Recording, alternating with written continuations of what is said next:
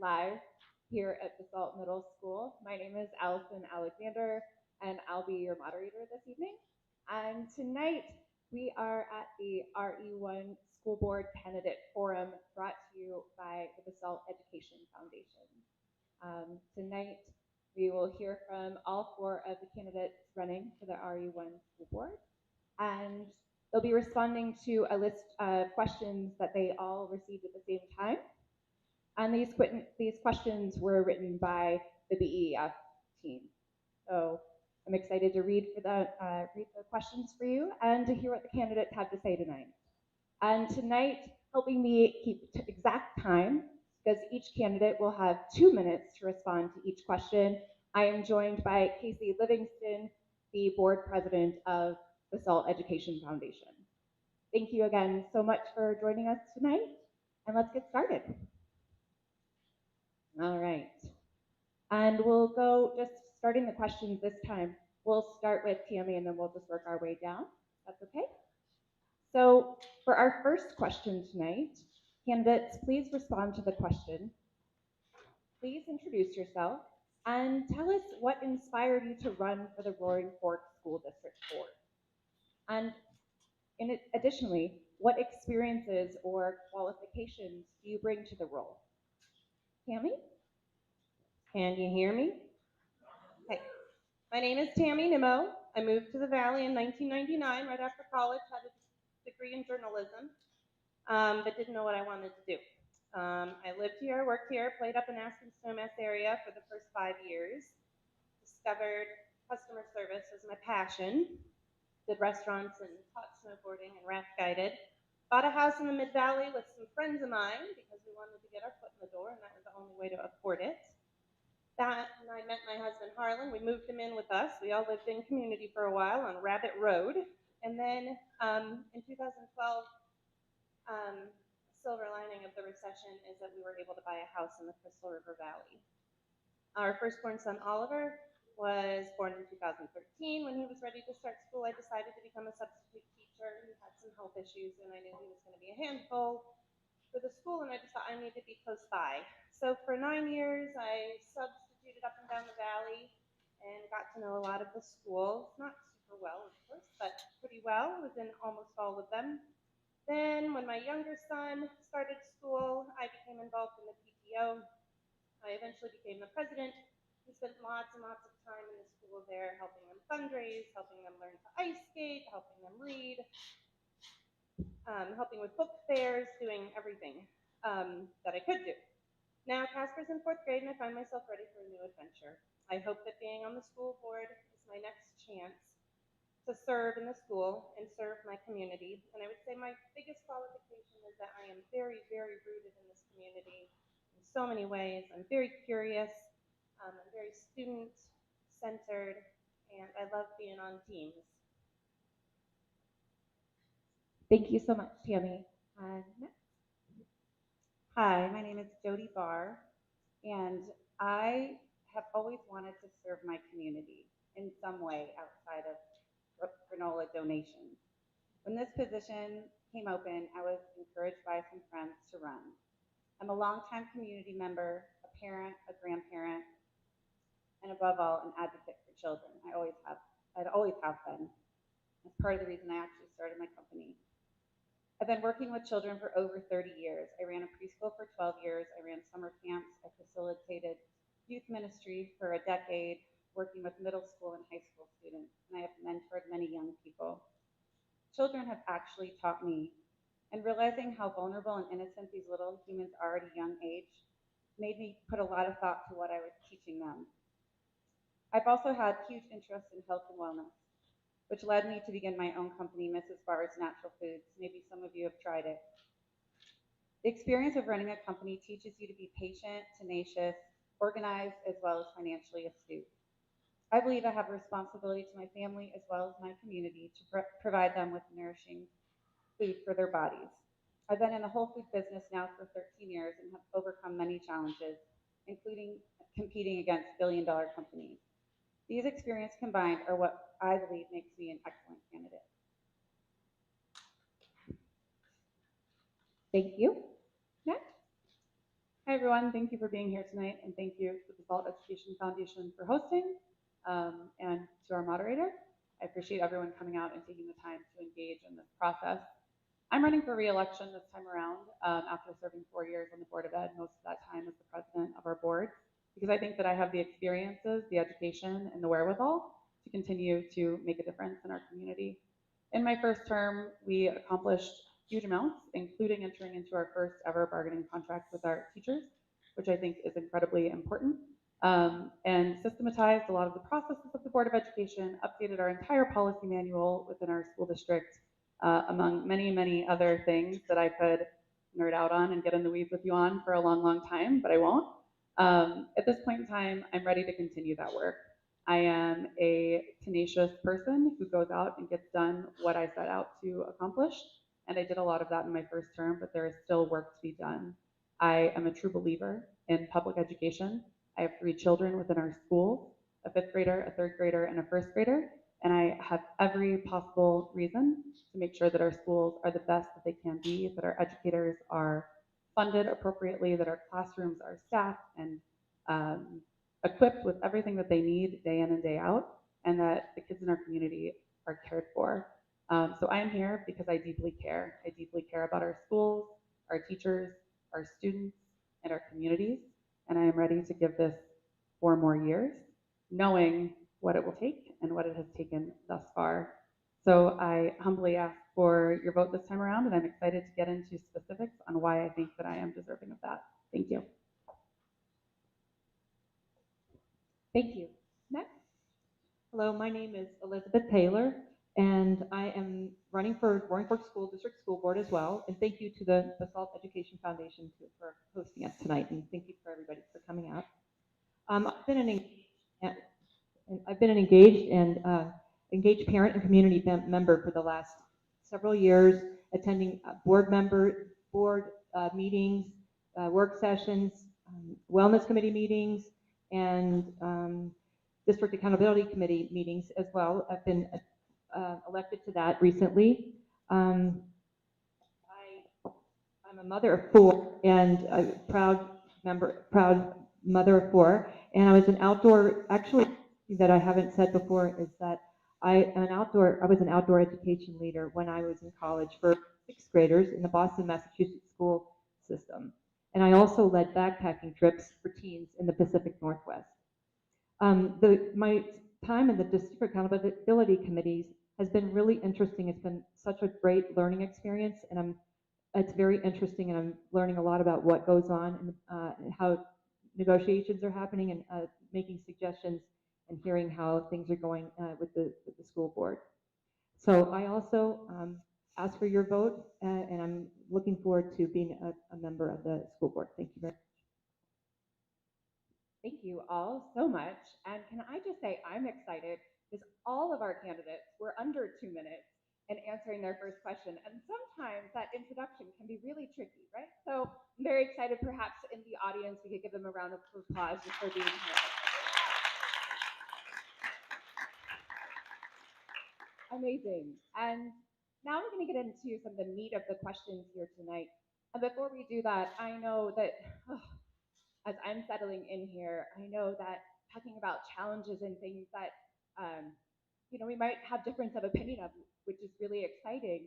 Sometimes there can be a bit of a nervous energy, and I feel like it might be really nice if collectively, and candidates, if you'll indulge me, if we all just took a nice deep breath in and exhaled. Hey, maybe one more because we're all breathing anyways, right? Let's do it together. Breathing in and breathing out. And we're back. All right, we're gonna go in opposite directions. So, sorry, I should have said that. We're just trying to mix it up here tonight for you all. We're gonna start our next question, starting with Elizabeth. Okay, And the first question, I'm sorry, I'm gonna read it out loud. I appreciate your enthusiasm. What do you believe are the top 2 challenges currently facing the Roaring Fork School District, and why? You have 2 minutes, starting now. Okay, thank you. Yes, I would like to address there's 2 top challenges I believe are challenging us right now. The first being academics in our school. I'm really interested in raising the proficiency levels of all of our students in the district and keeping our schools excellent. And the second challenge I feel is in our schools is protecting our students from different threats, both inside and outside. Inside of our school, I feel the curriculum, the lesson plans, and other educational material, like we need to protect them from gender-related materials or sexualization. And I believe that this does not belong in our classrooms. Outside of our schools, I want to look at anyone who wants to harm our children physically. We need the best safeguards we can offer them that is possible. And why? Because I think that this is affecting our enrollment. I've talked with parents who have said that they are making decisions regarding their public schools due to all of these concerns. And I would like to make our schools the best possible option for all of our parents out there. Thank you. Thank you. And Catherine, will you move next? Thank you. So I think that there are clearly two challenges that rise to the top of mind for me. It's working? Yeah. The first is closing the achievement gap. I think that our academic programming is very strong in the Roaring Fork School District, but we have a persistent achievement gap among our Anglo and Latino students. And it's not all Anglo and Latino students, but it is a majority. And it's something that we need to address, and we need to address it with urgency, and we need to be very intentional. We need to be data driven, we need to be research based, and we need to continually be student focused in those efforts to close that gap. And it's something that we can't take our eye off of for even a moment, because every moment counts, because every moment that slips by is a moment lost for these kids. And so I think that is our biggest and most important challenge currently. The second challenge that I would name is declining enrollment and decreased funding. We're seeing decreased funding levels from the state of Colorado due to shrinking budgets statewide. And we're also seeing declining enrollment due to a number of reasons, but primarily drop in birth rates and the inability of people in our valley to buy homes and to live here. One-bedroom apartments, studios are not suited for families. People aren't living in those and having 3, 4 kids the way they did historically. And that's not just here, that's nationwide. I would like to briefly address my opponent's comments though, because protecting our kids is important. And I am running to protect my kids who are in our classrooms. She can't say the same. Her kids are not sitting in our classrooms day in and day out. And I think that is a stark difference between the two of us. I have skin in this game. I have my children in our classrooms every single day. And so I have every reason to protect our kids and protect them in a way that I think is in the best interest of our community as a whole and on behalf of the vast majority of our community. Thank you. Thank you. Jody? Well, I think we all agree that safety is one of the biggest concerns.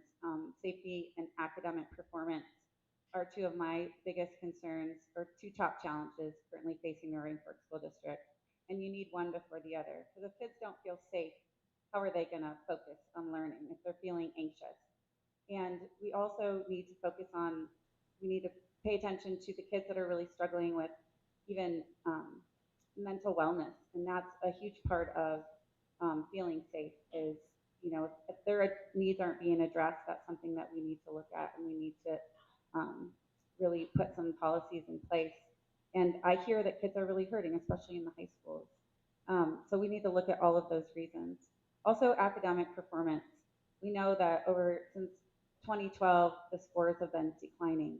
And yes, there's been a lot of things put in place to try to overcome these academic shortfalls, but they don't seem to be working.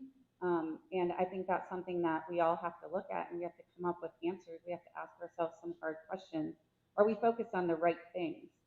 I feel like, is DEI, should that really be our focus? Is that really helping, close the gap with students? I'm not certain that it is. Thank you. And now we'll hear finally from Tammy. I chose closing the opportunity gap and teacher salaries and retention as my top two, but I will tell you that when you're on the board, or remind you when you're on the board, you don't get to pick your top two. You got to address all of them.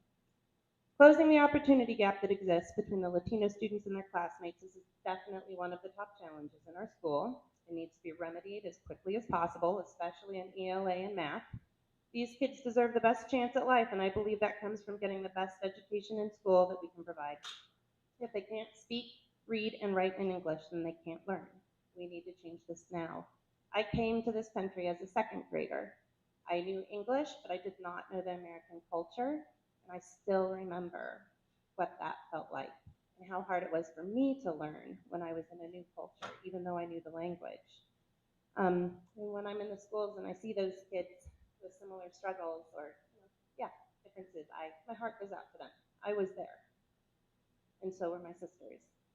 Teacher salaries and retention. Kids benefit greatly from teachers who are committed to and invested in their jobs. Our community has a hard time hiring and retaining teachers because we are not competitive when it comes to salaries, especially after they've been teaching for several years. For example, a teacher in Cherry Creek or Boulder with 25 years of teaching under their belt would make anywhere between $11,000 to $23,000 more than the teachers here do. Money doesn't buy happiness, but it does buy some freedoms. Freedom to buy a house, put down your roots, and feel like you belong. And I think our students and our teachers need that. Thank you all again. And also the efficiency. I'm just blown away. Across the board. All right, we're gonna switch it up again, but Jody, you have the mic, so you will be going first, but I'll read the question, so I appreciate your enthusiasm. One moment. Okay, so we've heard from our candidates what they each believe their two top priorities are, and the two top challenges that are currently facing the district are. So now I'm inviting each of them to please restate and outline your proposed solution to your number one challenge. Jody, we'll start with you, and then we're going to go to Catherine. So safety, I believe, should be the top priority in our schools. We need kids to feel safe to learn. We need, does our budget reflect this? What if we put this as a priority over an increase in taxes for free early childhood education 0 to 5, and focus on keeping our schools safe first? Keeping our schools safe should be truly a priority, is it? Our local law enforcement doesn't have enough officers to give us the help we need. Glenwood Springs Police Department alone is short 10 officers. I believe we need to explore many other options. Thank you, Jody, and now we'll hear from you, Catherine. Thank you. So my first challenge that I named was closing the achievement gap. And I think that closing the achievement gap is incredibly complex. If it were easy, every district in the country would have done it, right? There would be a formula, we would know how to do it, we would lay it out, our teachers are excellent, they would get it done, and the gap would be closed. It's not that easy. It's not that simple. There are districts around the country trying several different things. There are schools within our own district that are trying different things and programming in different ways and finding out what is most effective. We have a very unique population here. And I think that what it comes down to in terms of closing the achievement gap is, one, it does start with early childhood education. We need to ensure that kids ages 3 to 5 are educated and are having access to language and words and experiences at an equal level across the board. It is accessible for all kids. This is my passion. This is what I love. This is incredibly important. And having kids coming into kindergarten ready to learn is the first and most important step, in my opinion. In addition, our kids need to feel safe and accepted in our classrooms. So I agree, our kids need to feel safe. And I think that accepting them for who they are is incredibly important. When they feel judged and undermined and less than when they are sitting in seats in our classrooms, they are not capable of learning. They are not feeling safe. And the front of their brain is not opening up for them to be able to engage academically. So is DEI the focus for closing the achievement gap? No. Is it incredibly important? Yes, because our kids need to be heard and feel safe at every spot within our communities, but especially within our schools with trusted adults. In terms of specifically closing the gap, the board recently updated the culturally and linguistically diverse education policy, and a huge part of all of our policy updates has been including accountability provisions.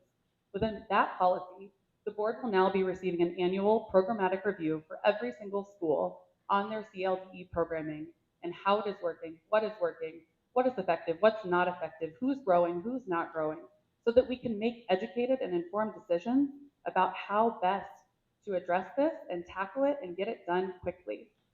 And that's the first step to getting something done. We have to recognize that there is growth. We have to switch our mindset into that growth mindset, determine where we have shortcomings, and then address them. Perfect. That's a 2-minute mark. Okay. So, thought I was going to have to say this time for the first time. That's impressive. All right, Elizabeth, we'll hear from you next. Okay. My first challenge was addressing the academics in our schools. I think raising the proficiency levels for all students is very important, and setting goals high for all students, not having a goal that is lower than one of the subgroups. We need to give extra help where it's needed, including the English language learners. We need to give them extra help with learning that language. We need to make sure that the disability testing is in place for them, like increased verbal communication for those kids who are lacking that. And we need to look at curricula and find out, is it the best that we can offer?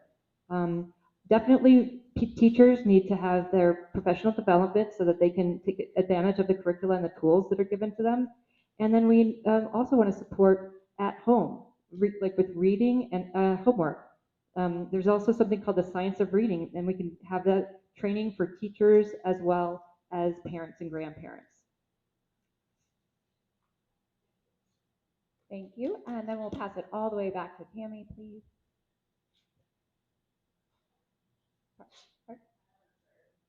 Yes, you'll start next, but Tammy hasn't answered this question. Let's see, okay, yeah, my top challenge was closing the opportunity gap. And I just wanted to point out that the current budget allows for 48 positions to support schools by providing instruction to English language learners and English language development coaches for each school. I guess I'm trying to point out that there is a plan in place. There is money allotted. Oh, yep. So there is a plan in place, and we need time. We need time to make it happen, and I look forward to making sure it happens. Following the results, making sure we're achieving the desired goal, making sure that these kids are learning how to read and write. Thank you. All right. And yes, you are correct. Catherine, you'll be starting this next round. And so you might have guessed, since we had them share their top 2 challenges, and we just heard about how they might approach the first one, I'm going to now ask the candidates, starting with Catherine, and then we'll go to Elizabeth, so just so we're prepared. Could you please restate and outline your proposed solution to your number 2 challenge? Thank you. Of course, thank you. My second challenge that I named is declining enrollment and decreased funding from the state level. For those that don't know, our schools are funded on a per pupil revenue basis, so the number of students we have directly relates to the amount of funding that we get in our schools. There are several other variances that come into play and different factors that come into play for where we are and get us to our ultimate budget number, but per pupil funding is the primary way that we are funded as a system of public education. And that funding is declining, 1. 2, our enrollment is declining. And while my opponents seem to say it's because people are making other choices, the hard data, which is county birth rates, say differently. County birth rates are declining precipitously. Over 100 kids every year for the past several years in all 3 counties. And that's not refutable, right? Those are live birth statistics. So those are not kids that are in our classrooms. So that's money out of our budget that we cannot spend every year, and it's happening quickly. And so in terms of declining enrollment and decreased funding, you can't predict exactly where it's going to go, and you can't address it in any way that is perfect. But my goal as a member of the Board of Education this time around will be to ensure that we are not reactionary, that we are planning and we are preparing for eventualities, that we are looking forward to what may happen. And in my first term, one of the things that we did to do that is, for the first time ever, hire a demographer and have him actually address and assess what our student population would be. Previously, we relied on the previous year's numbers. We said, okay, we had this many kids last year, we'll have about that many next year, maybe a few more, maybe a few less. That's not an accurate way to address and to plan for budget. And so we've switched the way that we're doing that now.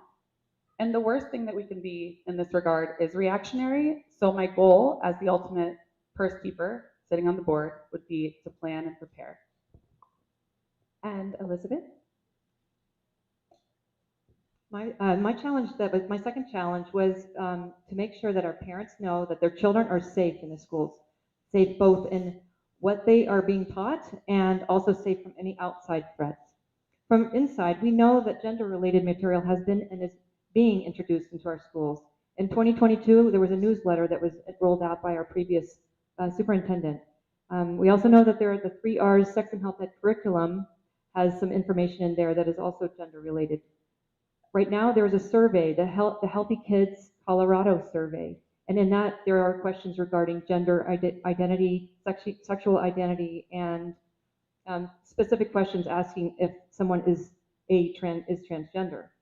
The question I have is, we don't know how it is being taught or if it's being taught, only that it has been introduced, and I really advocate for curriculum transparency. Outside, I believe the outside threats, I just believe that we can all agree that our children are our most precious assets. They deserve the best protection that can give them. What if we were able to look at all options for their safety, even if they might seem scary or uncomfortable? We can't afford to leave any stone unturned when looking at options for our children's safety. Thank you. And we'll pass it now to Tammy.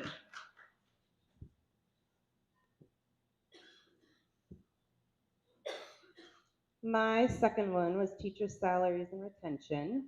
It's my opinion that we need to explore all possible avenues of funding to increase our teachers' pay.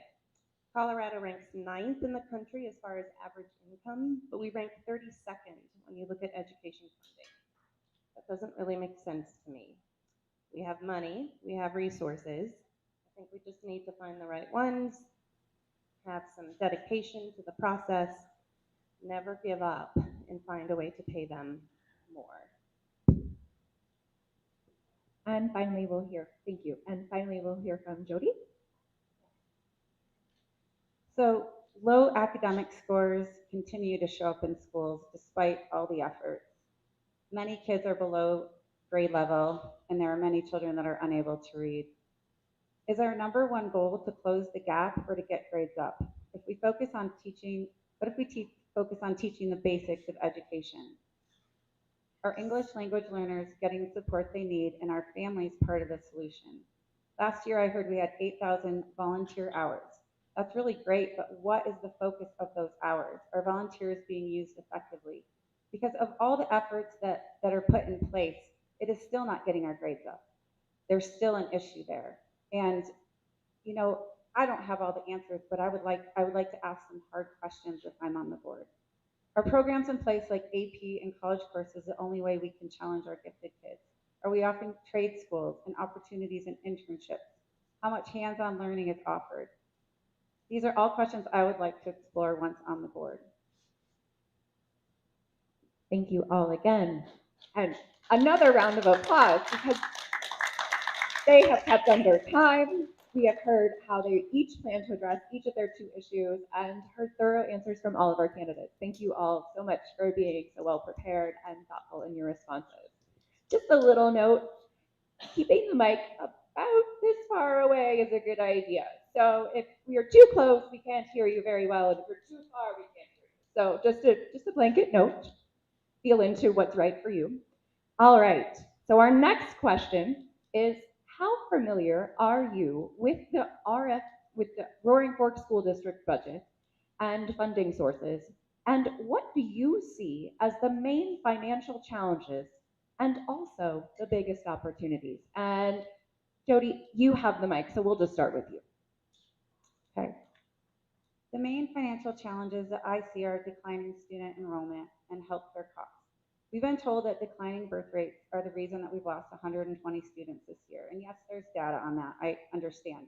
But I pose a question, why are so many families unwilling to send their children to the Roaring Fork schools? I talk to numerous families that do not feel safe bringing their kids to school. Not just safe, but they're not trusting the academics, they're not trusting what's being taught in the curriculum. So just so many, there's a lack of transparency, and they know that that the scores haven't gone up in years and they're better off being taught at home or in private schools.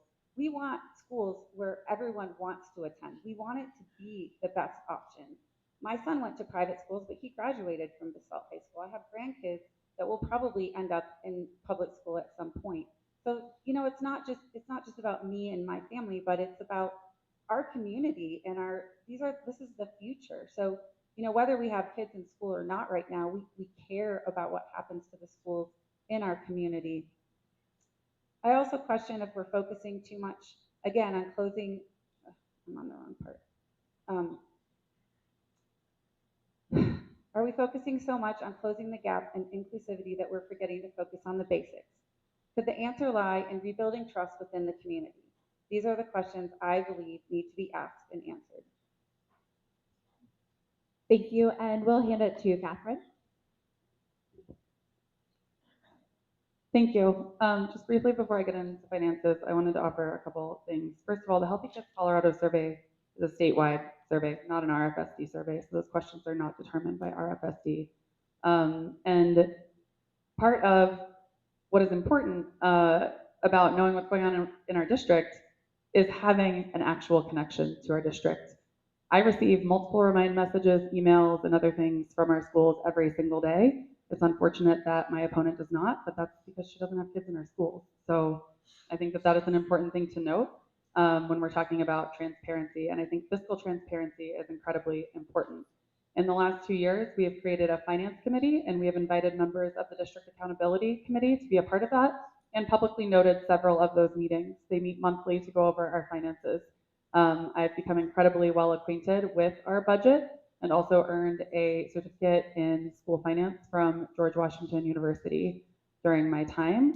And I think regarding the biggest challenges and opportunities, our biggest challenge, as I mentioned, is decreased funding from a state level. The budget is shrinking at the state, which means our budget is shrinking here. And a lot of people don't understand that our overall budget is set by a state finance formula. It is not based on our local property values like it is in some other states in the US. And our biggest opportunities are any opportunities that we have to increase funding, whether that be bonds, whether that be sales taxes, whether that be additional opportunities for mill levies if things change. Those are all opportunities that we have. It's relationships and partnerships with things like the Basalt Education Foundation, the Carbondale Education Foundation, the Glenwood Springs Education Foundation. It's grants. We have to not leave a single stone unturned because our schools and our staff and our teachers are too important for us to leave them and to leave any money on the table. We have to constantly fight to ensure that we are adequately funding because historically we are not. Thank you. Elizabeth, it was bound to happen, right? All right. You're so close. Very serious over here tonight. All right. Elizabeth, next. Yes, thank you. I just want to add that my youngest child did graduate from Roaring Forks High School, so but he's graduated and I am an empty nester now. So, and also I do know that the Healthy Kids Colorado survey is a statewide survey, but I just think that it is being introduced into our schools, and that's just another source. As for the Roaring Forks School District budget, I know that locally we received 81%. Statewide, we received 15% of the funding from there, and then federal is 3%, with some of the use fund balance of 4.2%. Right now, our budget begins with pupil enrollment numbers and allocates funds accordingly to general staffing, CLDE, SPED, administrative costs, and elementary school intervention. And there are also grants for gifted and talented and other programs. Our property taxes, we received a significant source of funding, which is like 77.2%. But because of the Colorado School Financial Act, our state funding was reduced. Funded pupil count is around $12,000 a pupil, with around 5,500 pupils in our school district. And it's also a very significant source of funding. Our challenges that I see are lowered enrollment, which is our future is uncertain. Employee health insurance costs may also increase, which we will need to address. We have to continue to keep a close eye on costs as we work to operate as leanly as possible, keeping our costs in check and preserving the funding that we are currently receiving. As for the opportunities, I do believe that we must work to make our schools an excellent choice for parents who are weighing their options. In the marketplace of school choice, we need to make sure that we are competitive. Thank you. And now finally we'll hear from Tammy. So the budget is very complex. Our revenue sources are very diverse.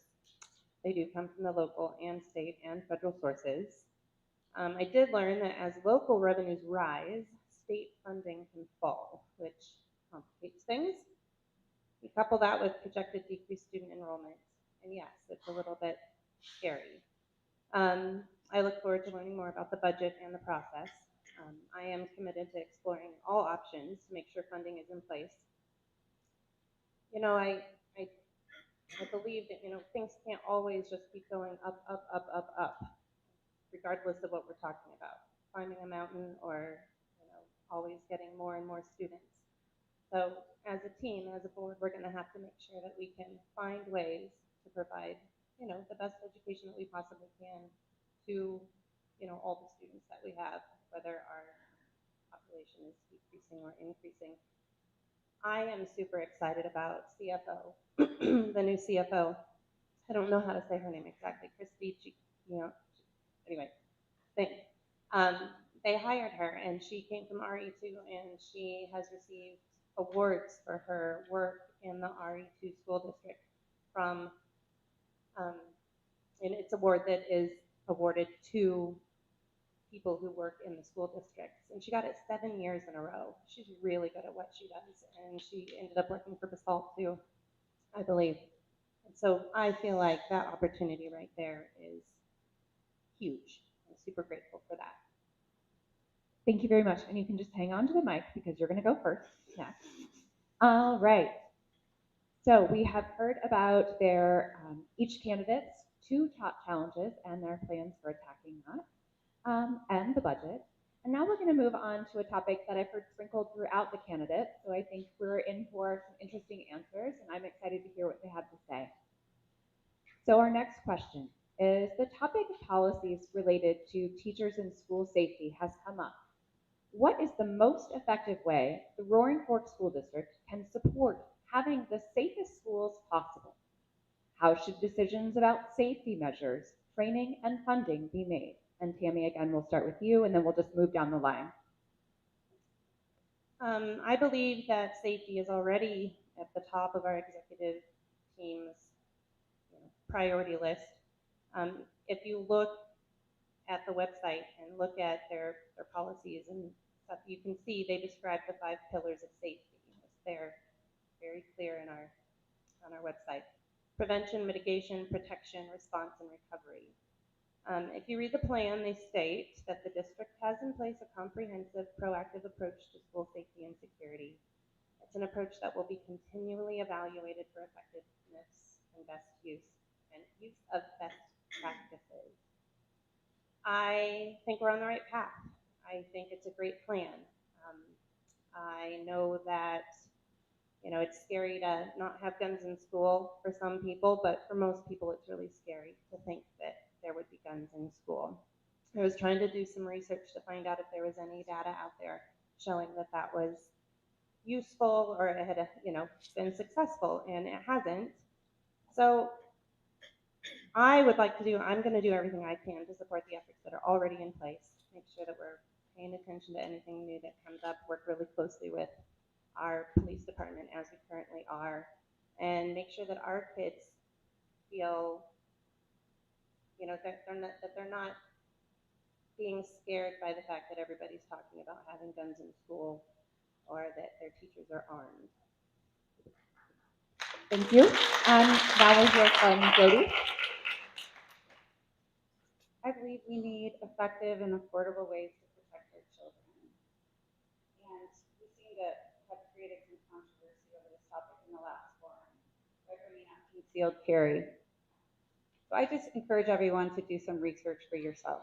30% of the 178 schools in Colorado are using concealed carry. And I think that's something that people say they're afraid of it, but I have a friend, she went to school in the Bronx, and she was very anxious going to school. She would have been very anxious going to school, but they had armed officers at the school, which actually made her feel safe. We found that after 9/11, we haven't had any hijackings. And why is that? Well, now many pilots have volunteered to carry guns. Maybe you didn't know that. So when you're on a plane, there were pilots carrying guns because even the TSA, they couldn't afford to put an armed guard on every plane. The written manifesto of the Minneapolis and Nashville shooters made it very clear that they chose their targets because they knew there'd be no armed resistance. I think that says a lot in itself. And there are other options I think that could be combined, but we need to continue to explore these. Some schools in Texas, North Carolina, and Florida have volunteer community members keeping their school safe.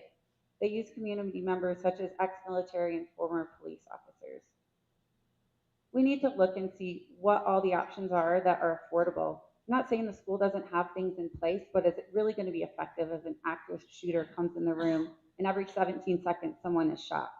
I mean, how quickly can someone even get to that classroom? So do the math on that. If it takes 2 minutes even for an officer to get there, how many deaths is that, or how many injuries is that? So those are some hard questions you have to look at. And Time. thank you. Catherine? I'd like to point out that Jody's statistics were wrong, so. I will hold Thank comments, you. but I appreciate Thank the you. audience being educated and jumping in. But But we'll get there later. Thank you. First of all, thank you for this question, but I refuse to let this nonpartisan school board election be taken over by partisan politics. These conversations should be about students, student well-being, and in regards to student safety, I am 100% in support of student safety using measures that our community and our teachers are comfortable with. Boards of education provide local control for public systems of education. That is the point of a board. Our community has been very clear, and the vast majority of our community is appalled by the idea of our teachers carrying weapons in our classrooms. I have sat with a group of 20 preschoolers and run a lockdown drill, sticking lollipops in their mouths to keep them quiet because they are scared of the bear outside. This is not something that we should be up here lauding to get votes or to try to get reactions. This is a very real and very serious thing. And the idea of putting another task on our teachers, something this heavy, is just absolutely ludicrous to me. We have armed guards that are unable to go into schools and stop these shootings, and we expect a teacher who probably taught this student who is now armed in these hallways to go out and shoot at them. That is insane, and I cannot imagine a world where that would be effective. Thank you. And now we'll hear from Elizabeth. Thank you. As of now, the Roaring Fork School District has 2 SROs and 1 school safety and security officer. We have a standard response protocol and secure entrances for parents and visitors. The question is, are the systems that are in place the best that we have to offer? If we need more systems in place, we will have to take a multifaceted approach and look at all of our options, looking at cost, feasibility, and practicality. We could employ more SROs, but the budget may not allow for this. We could have proactive strategies that build a positive school climate that addresses bullying and mental health support and build strong teacher-student relationships. I had previously mentioned a program that operates in Colorado that allows school staff to voluntarily become trained as security officers. As of now, around 30% or 50 school districts in Colorado employ this program, and they have had no external threat incidents. In order to find a solution to the school safety issue, we really are obligated to look at all options on the table, whether or not we find them scary or uncomfortable. Our children are our most precious asset, and they deserve the best and safest schools we can give them. Thank you. Thank you. And we're going to start with Elizabeth with the next question. But thank you all. And again, since we're all breathing again, I think we might as well just take a couple breaths together. How about it? So if you're with me, we'll take a big inhale and an exhale. And we'll do it again. Inhale and exhale. Beautiful. Thank you for indulging me again. All right, so we're moving on to our next question, and I'll read it, and then Elizabeth, your time will start. And then we'll just move down the line. So we're starting with, what does the phrase equity in education mean to you?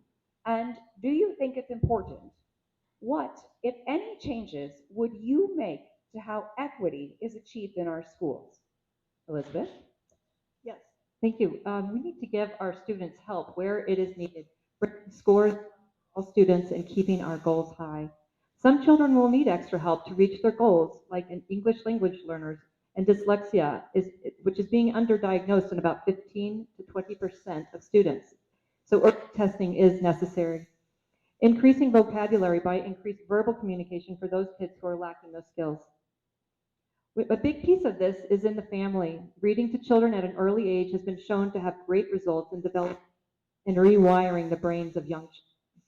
This can carry over to other subjects like math and science. So intervention makes a vast difference in a child's success at school. In addition to that, we want to keep higher achieving students challenged as well in the gifted and talented and peak programs, which are already in our schools. So we need to keep doing those things. So that's my suggestion. Thank you, Elizabeth. And now we'll hear from Catherine. Thank you. I just wanted to say one other thing on the last question because I got heated. I'm sorry. I think that we need to consider closed campuses as a district. And I also want to identify that this is one of my top 4 priorities running this time around. And I believe in naming it at the last forum. That's why we began discussing it. So I will take ownership for that piece of it. Equity in education means providing every student what they need. It doesn't mean providing the same for every student. So we need to ensure that we can employ high quality educators who know exactly how to do that. And we need to trust that they do that because they do. Our teachers are fantastic. Our teachers know how to do these things. We need to support them in ways that allow them to do what they are excellent at, which is providing differentiated education for our students. They know our students better than any of us. They know the students in their classrooms inside and out. They create a family with those classes every single year, and they know what those kids need. And so we need to support them to be able to do that.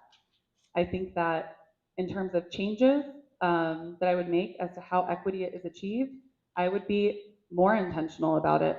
We have created equity policies. We do push equity consistently within our district, and I would urge us to continue to be more and more and more intentional about it and weave it into every single thing that we do to show that we care and support every student who walks through our doors. And the last thing that I will say on this is that, as my opponent just mentioned, early childhood education, early reading, early writing is imperative for every single child.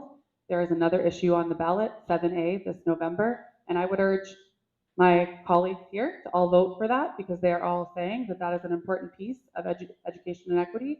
And I would urge every community member to vote for that because early childhood education is where it starts, and 7A will provide funding for our community for early childhood education. Thank you. And now we'll hear from Jody.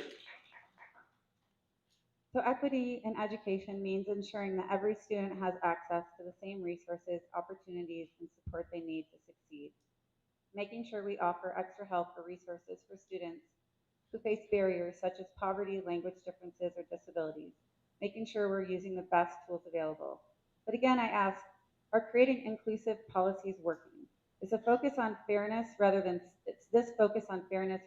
sameness effective? Look at our academic scores. Are they reflecting this? Are we too busy creating inclusive policies and curricula and not just focusing on the basics of teaching? Children come from different backgrounds and cultures, but at school they come as one group, one race. Can we focus on teaching them as one group regardless of the color of their skin or their economic status?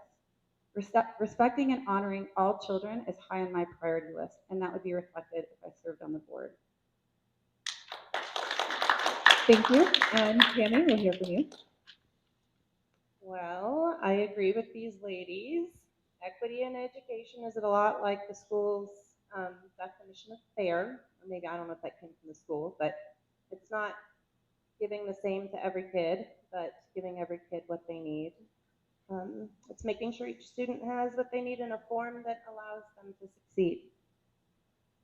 My hope, my dream, is that we could increase staffing, increase the professional development so that every single teacher in there can speak Spanish at least fairly well, that we have a lot of native speakers, that we have people that understand the culture that these kids came from, because that affects their ability to learn a lot. Like I said, I came from Papua New Guinea. It's a tribal place, a tribal island north of Australia, and the culture was extremely different.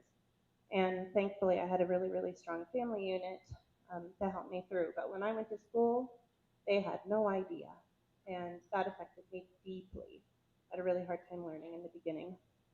So I don't think kids do come to school all as one race. I think we all come together as individuals. and we need to be seen as the individual that we are, and then of course, accepted into the group, and then given all the same opportunities that we need as those individuals. Thank you. All right. We're almost to the end of our prepared questions, and then I might have one or two, and then, I don't know. We'll see what happens from there. But before we go there, every candidate has prepared a 2-minute closing statement. And so I'd love to hear that. And I know we've been kind of chaotic with our back and forth. So we're going to start with Jody, and we're going to go to Catherine, and then we're going to come back to Tammy, and then we're going to end with Elizabeth, just to shake things up, okay? All right. So at the end of the day, this is a nonpartisan race. Can we agree that we should come together on both sides of the aisle to do what's best for our kids? Let's not make this a partisan race. Let's keep it about the kids. I'm not pushing ideologies. I just want to get back to the basics. I want to look at difficult issues like safety, academics, wellness, and working together as a community. I'm willing to work hard on the board with board members to come up with effective policies that truly benefit our school district. No one claims this is an easy task, but I believe that if we come together, put judgments aside, and create a district where teachers, family, and community work together, we can really make the Roaring Fork School District one of excellence that our families can trust. Thank you. And now we'll hear from Catherine. Thank you. I didn't specifically prepare anything, but in my 2 minutes of closing, I again would ask for your vote, ask for your support. I think that in my first 4 years, I've proven that I'm willing to push up my sleeves, get in there, do the hard work, and follow through on what I set out to do. One of the biggest learning curves for me was realizing that you have fair weather friends in this role. When people like what you're doing, they're all about it, and when they don't, it's hard and it's difficult. But being a leader means making the difficult choice based on the information that you have, and following your moral compass and knowing that your moral compass is strong and being confident in that. I've proven over and over again in my first 4 years that I will do that. I've also proven that I will ask the hard questions, that I will push our district, and that I will continue to push for student-focused, data-driven, research-based decision-making from the top down. I think that it starts at the district office, and we have done a lot of work to change the culture and the discussions so that every conversation starts with how is this going to impact kids in our classrooms, which is the bottom line. This isn't a partisan race. Our community has been clear on a lot of these issues, especially around the health curriculum, and as I said last time around, I'm not going to spend time on that. We've spoken loud and clear on that as a community in the last election. It's clear where we stand. So our local control over education should continue. It's what our system is based on. I think it's incredibly important because it allows to cater our services to our students in our communities. I'm grateful for this opportunity to share with you all tonight. I've been grateful to serve in these first 4 years, and I'm hopeful that I'll be given the opportunity to do it again. Thank you. Thank you. Oh, no. We're going to pass it to Tammy. Community to me is a verb. I don't volunteer at the thrift store and at the school. I community there. I don't work at the library and the post office. I community there. I come from a culture where community was survival. I already told you I was born in Papua New Guinea, lived there till I was 8. They don't get to separate into, isolate into houses or just go to the store and eat whatever food they want. They don't get to choose to not participate in crucial community activities and decisions. My tribe, they had to work together, play together, make all the big decisions together, or they wouldn't survive. Working for community, especially kids, it's my wheelhouse. It's how I grew up, and it's what I've been doing for the last 9 years. I am, it's my hope that if I get on the board, the connections that I have in this community, I know a lot of people, and I know them pretty well, and they trust me, and they know me. I'm hoping that that will really help the school board and help our schools and help our students and help our staff. So I hope you'll vote for me in November. Thank you. And Elizabeth?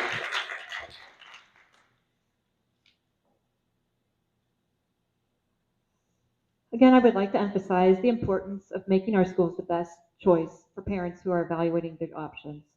The topic to address is excellence in education, so focusing on improving the proficiency scores in all of our children and giving special help where it's needed. Second is the topic of keeping our students safe, both inside and out and from outside threats. We need to offer complete transparency of curricula, lesson plans, surveys, and any educational material. Parents need that reassurance as to what their children are exposed to. And as to the external threats, we just need to have all options on the table, evaluate them, discuss, and decide on the safest, most feasible solution. Thank you. Thank you. All right. So we have heard from all of our candidates, and up until this point, they have been prepared with answers for each one of their questions. But now, I have a couple that they have not seen. So again, same format. You'll have 2 minutes each, and I would love it. We've heard a lot about what each of you thought were the challenges facing the district. We've also heard about your awareness about safety and other issues that are top of people's minds as far as concerns. But what we haven't heard tonight very much of is I'm very curious to hear from each of you what you think Roaring Fork School District RE1 has going for it. What do you think is its unique strength, something that you'd like to lean into? And Catherine, you have the mic, so we'll just go ahead and start with you.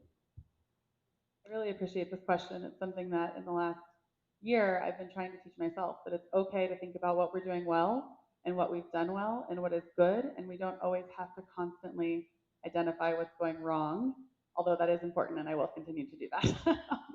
So I think there are so many things that are going right. As I said at the top of this, my 3 kids are in Basalt schools and I could not be happier. I took a deep dive into our data that just came out this September, and we're doing really well in a lot of areas. There are some amazing things going on in our buildings every single day.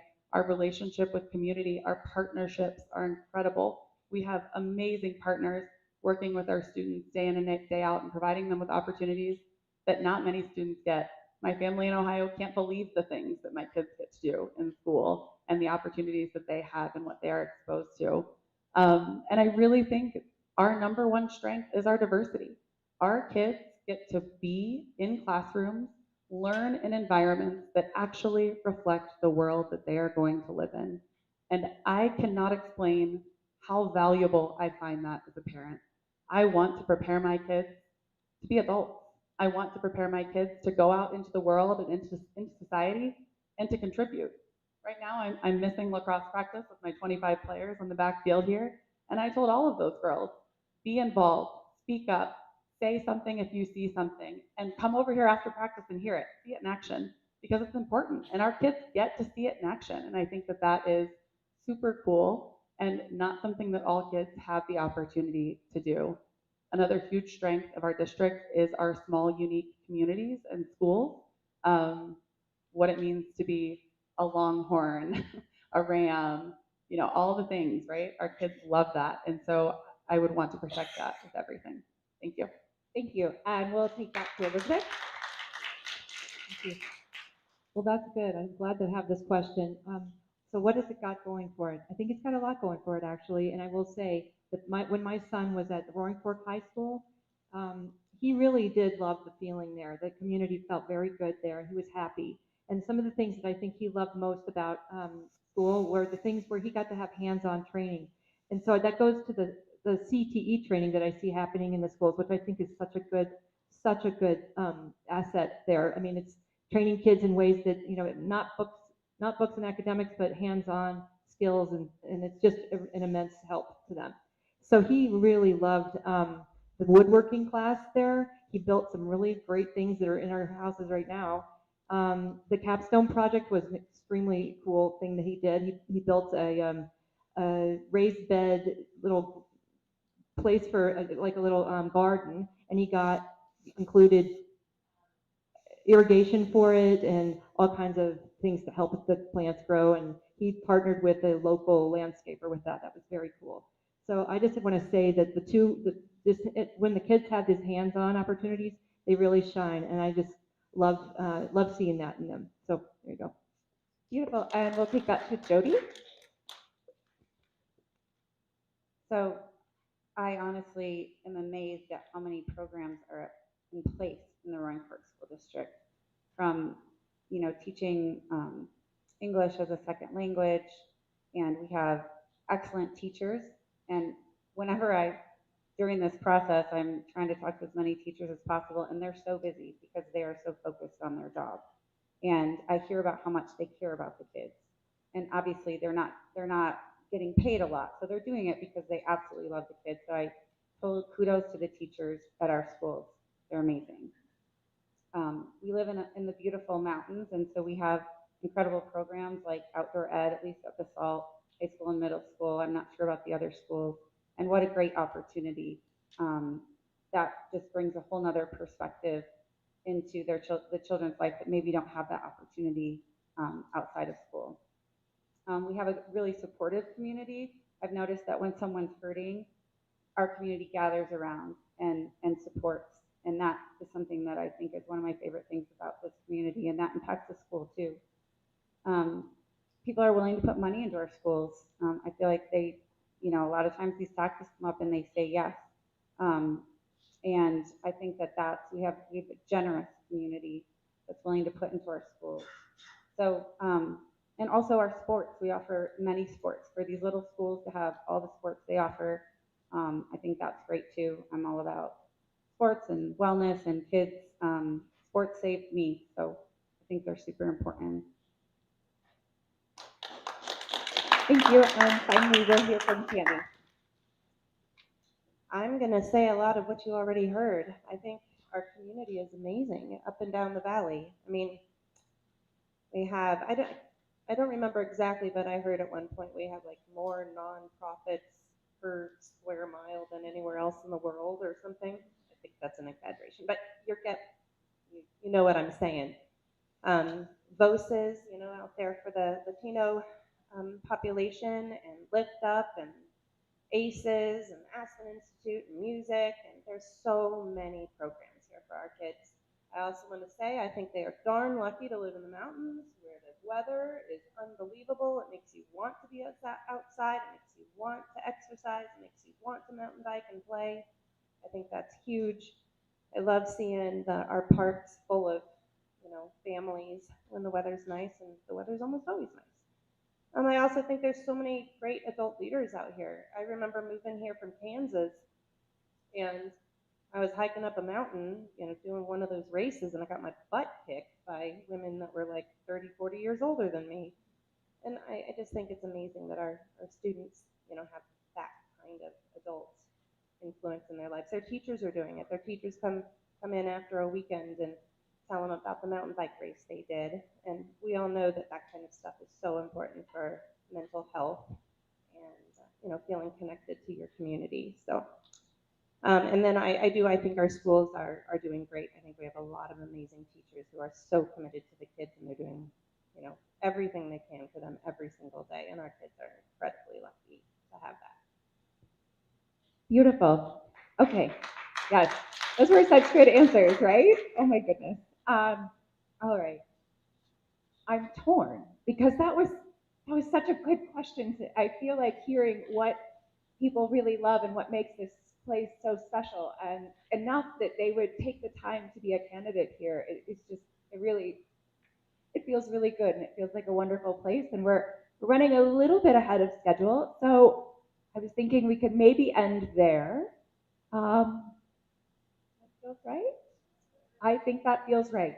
Okay. Thank you all. And before we say goodnight, I would love it, candidates, if you might be able to send a round of applause to everyone who has joined us and come out tonight, and to thank them, and everyone who has joined us on YouTube. And yes, audience, if you want to, you can clap for our candidates one more time. Send them up.